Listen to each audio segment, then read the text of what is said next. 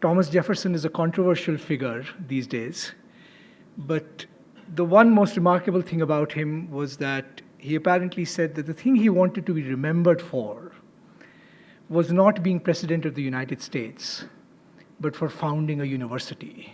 And that's what he had etched on his tombstone, apparently.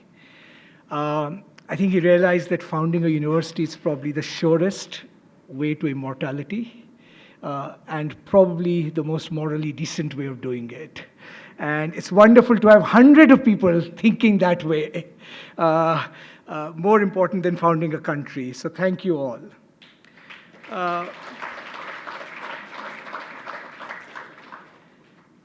I'll be very brief. We could have put up lots of charts and so forth, but I thought it'd be good to have just a quick, straight conversation.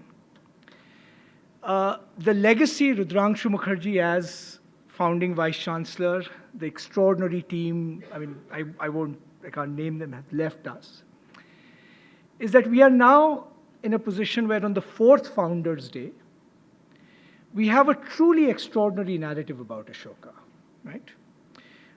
Many of you are familiar with this narrative, but some of you who are looking to join this team, I'll just refresh your memories quickly. Ashoka has a pioneering governance model, right, based on collective philanthropy, shared responsibility, and autonomy for academics. Just the institutional innovation that Ashoka represents is truly path-breaking. It will be exemplary in the history of Indian higher education. Ashoka has a unique pedagogical model, right?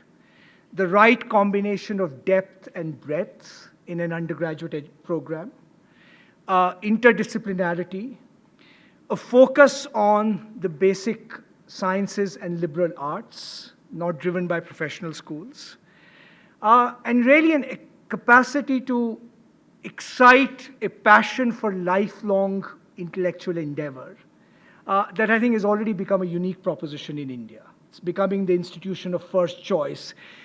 Based on feedback we are getting from the admissions class, I think we can now say that confidently. Right? It has an extraordinary group of faculty. Right? Really, for an institution only 4 years old, the amount of talent it has collected in a short time is truly impressive. A truly top-class student base. Frankly, the only thing we have to show, or tell you is just spend 10 minutes with our students. If you have any doubts, they'll vanish and your hopes will begin to soar.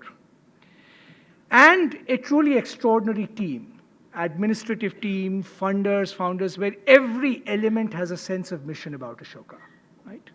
If this isn't a winning proposition, I don't know what is. And it's really congratulations to everybody that at 4th Founders' Day, we can say that on all of these elements, Ashoka is already in a leading place, right? We are simply the best liberal arts undergraduate school in the country. So if I say, look back and say, let's fast forward. In 2030, if we do Founders' Day, right? What would a Vice Chancellor point to in Ashoka other than these elements, right? Where do we want to take Ashoka now? There are lots of things to talk about, but I'll just mention 2 or 3 briefly and end with that. I think Ashoka as a teaching proposition, I think is already a proven concept. We need to improve in many, very ways. There's no doubt about it, right? But I hope in 2030, somebody can stand here and say the following 3 additional things about Ashoka, right? First, they can say with confidence that our students have truly had a transformative impact in every profession, every sphere of life they have entered. It's not about placement. It's about really creating a future generation of leaders across every profession, government, civil service, sciences, arts, you name it, right? And I think we have a lot of work to do in that direction, right? The second thing I hope they can say is that Ashoka unquestionably has become India's most prized national asset, right? It is a private university, but it's a private university with public purpose. It's a university where people from every social class can aspire to enter, in that sense, an avenue of mobility, right? And it's a university, right, that is internationally known, a magnet for talent like no other in the country, right? So it acquires that halo, that status, right? That it's not just this little private enclave in Sonipat. But the third and most important thing I hope they'll be able to say, and I want to spend 2 or 3 minutes on this because we need your help on this, is ultimately a great university is not just about imparting education, it's also about dominating the world of ideas. The crying need in India is to create institutions which move India to the center of the production of knowledge. Not just teaching, not just applying theories that are produced elsewhere, right? Where you say in 2030, in the disciplines that Ashoka has, is Ashoka the leading place in those disciplines, right? Is Ashoka the place from which the big new ideas are coming, whether they are technical ideas in maths, or whether they are transformative ideas in the social sciences, right?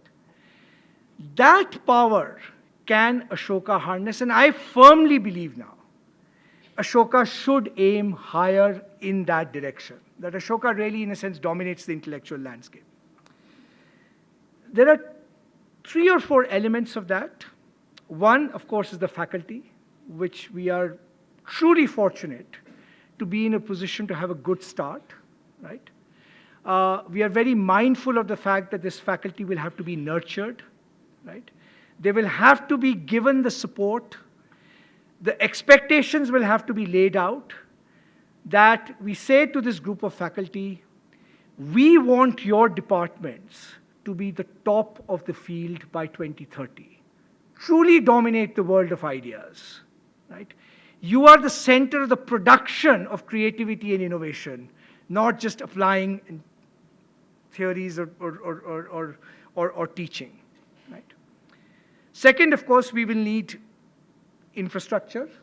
Goes without saying, I will not dwell on that. We hope over the next 4 or 5 years to exemplify the research agenda of the university by creating new innovative institutional models of research within this university. Just like Ashoka itself was an innovation, can we create new kinds of centers that exemplify both Ashoka's ability to be ahead of the curve in producing new knowledge, but also creating new forms of interdisciplinarity, right? Just to mention a couple, we are thinking, for example, of a center on data sciences, right? Certainly going to be a key requirement of a 21st century university, but a center not modeled on conventional disciplinary boundaries, but a center united by a method where psychologists, computer scientists, economists, political scientists, right, all produce, if you like, a new form of knowledge. Right? A second center, I firmly believe this,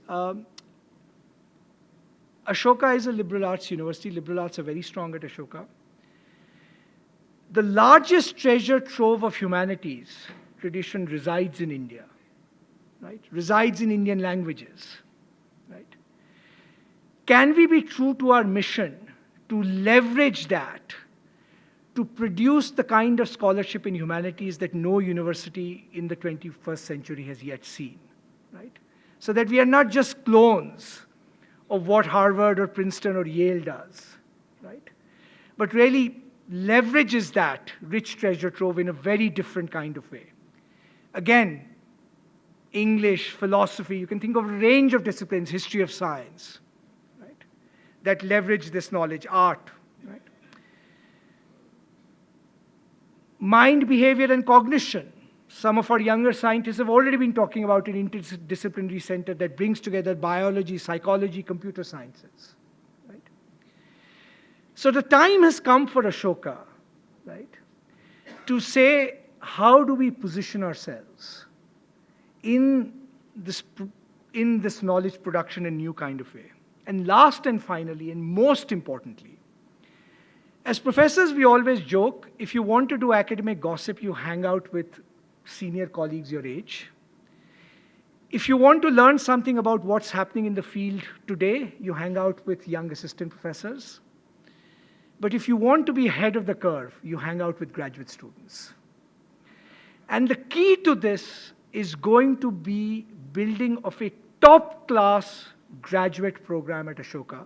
We're looking by 2030 at maybe 1,500 to 2,000 graduate students. But graduate programs with a difference. This is a graduate program oriented to saying, are our PhD students going to be the future thought leaders, the future leaders of their disciplines, the future producers of path-breaking knowledge? Right? And we believe not only is there no tension between that mission and the teaching mission of Ashoka as an undergraduate university, these two missions are vitally connected to each other. We are not going to remain a top-of-the-line undergraduate teaching institution if we are not also a world-class research institution. Right?